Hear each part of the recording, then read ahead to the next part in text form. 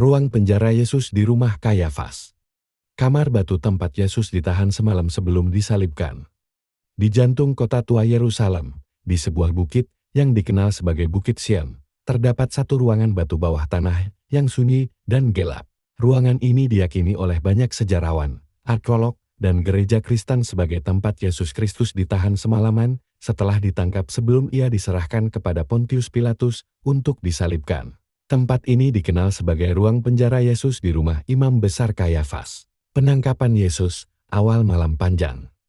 Menurut keempat, Injil Matius 26, Markus 14, Lukas 22, Yohanes 18, setelah perjamuan terakhir, Yesus pergi berdoa di Taman Getsemani. Di sanalah ia ditangkap oleh serdadu Romawi dan penjaga bait Allah, atas perintah para imam kepala. Yesus tidak langsung dibawa ke Pilatus.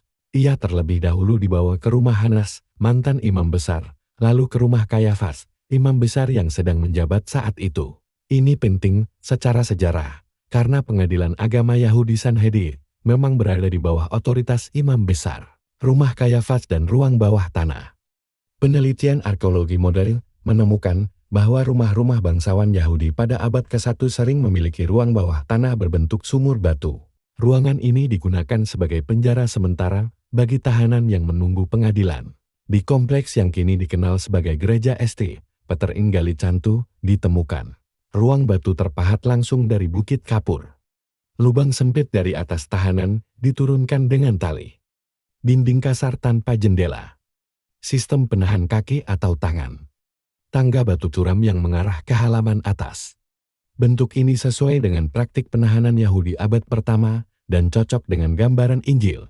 Yesus ditahan dan diadili secara tidak adil. Menurut hukum Yahudi saat itu, sidang tidak boleh dilakukan malam hari. Sidang tidak boleh dilakukan menjelang hari raya.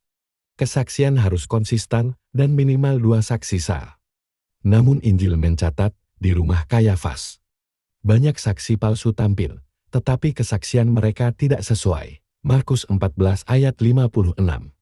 Yesus dituduh menghujat karena mengakui dirinya sebagai anak Allah. Setelah itu, Injil mencatat tindakan brutal. Yesus diludahi, dipukul, ditutup matanya, dijel. Coba katakan siapa yang memukul engkau. Lukas 22:6 menit 3:65. Malam itu, setelah pengadilan gelap tersebut, Yesus ditahan di ruang bawah tanah ruang batu yang kini dikenal sebagai ruang penjara Yesus. Malam dalam kegelapan dan kesunyian. Bayangkan keadaan ruangan itu. Gelap total. Dingin batu kapur Yerusalem. Tanpa alas, tanpa cahaya, tanpa pengikut, tanpa pembela. Yesus, yang sehari sebelumnya dielu-elukan sebagai raja saat masuk Yerusalem, kini sendirian dalam lubang batu, menunggu kematian. Banyak tradisi gereja meyakini bahwa di tempat inilah Yesus menggenapi nubuat Mazmur. Aku telah jatuh ke dalam lubang yang dalam, ke dalam lumpur yang busuk. Mazmur 69:2. Fakta sejarah yang mendukung lokasi.